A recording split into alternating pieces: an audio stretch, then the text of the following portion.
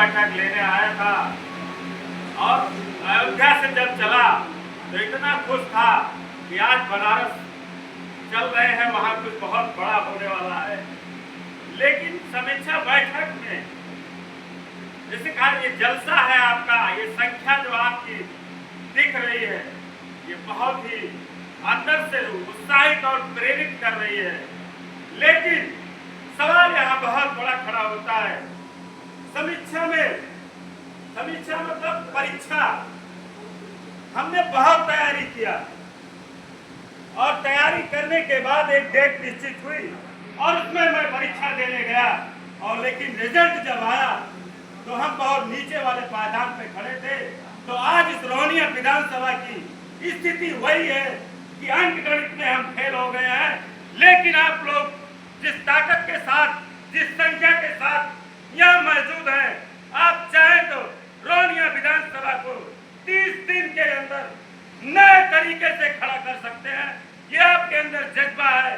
लेकिन आप अपने आप को अपने अंदर टटोलिए कि हम क्या कर रहे हैं। हम सवाल खड़ा करते हैं प्रदेश नेतृत्व पे, हम सवाल खड़ा करते हैं राष्ट्रीय नेतृत्व पे, लेकिन सवाल जमीन पर भी खड़ा होता है कि हम जमीन पे क्या कर रहे हैं। और जमीन पर आप लिखा पढ़ी में रोहनिया विधानसभा की पूरी कमेटी को अगर आप लिख के देने का काम किया तो आने वाले समय में जो राष्ट्रीय नेतृत्व है बनारस को नंबर 1 पर देख रहा है। और अगर आपने ये करके दिखा दिया तो आपकी ये ताकत आपको कहीं ऐसा नहीं है कि पीछे कर देगी। इसलिए ये आपका इतिहास रहा है, चाहे वो जिला पंचायत रहा हो, चाहे तो छोटा चुनाव रहा हो, आपने बढ़ चढ़कर पूरे प्रदेश में अगर नाम हुआ किसी का अपना दल में तो उस बनारस जनपद का नाम हुआ था। तो मैं ये चाहता हूँ कि आने वाली विधानसभा चुनाव में मिशन 2027 का जो टारगेट राष्ट्रीय नेतृत्व लेके चल रहा है, पूरे प्रदेश में तमाम विधानसभाओं की समीक्षा बैठक प्रदेश के नेता लोग ले रहे हैं। इस समीक्षा में हम सबको खड़े उतरना है, अंक गणित में खड़े उतरना है। इसलिए उतरना है कि जब आपका किसी से गठबंधन की बात होगी तो सबसे पहले आपसे रोहनिया विधानसभा की लिस्ट मांगी जाएगी और जब आपके पास लिस्ट नहीं होगा तो आपका मुखिया उसको लेकर बढ़ नहीं सकता है। तो किस उम्मीद से आप सोचते हो कि रोहनिया में मैं अपना विधायक बनाऊंगा।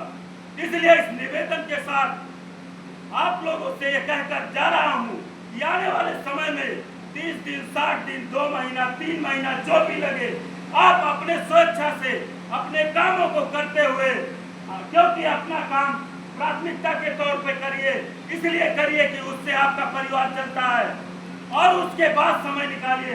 अगर हम विचारधारा से जुड़े हैं तो हमको समय निकालना पड़ेगा और समय निकालकर अपनी विधानसभा को नंबर 1 बनाइए और आने वाले समय में बनारस से परचम फहराइए ताकि 2027 में यहाँ से लखनऊ के गोल गुंबद में आपका साथी पहुंचे, आपकी आवाज बनकर पहुंचे।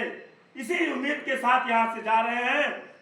युवा क्रांति का वाहक हूं, ज्वाला प्रचंड फैला दूंगा, इस जालिम जुल्म व्यवस्था का नाम और निशान मिटा दूंगा। नमो बुद्धाय, जय प्रजा।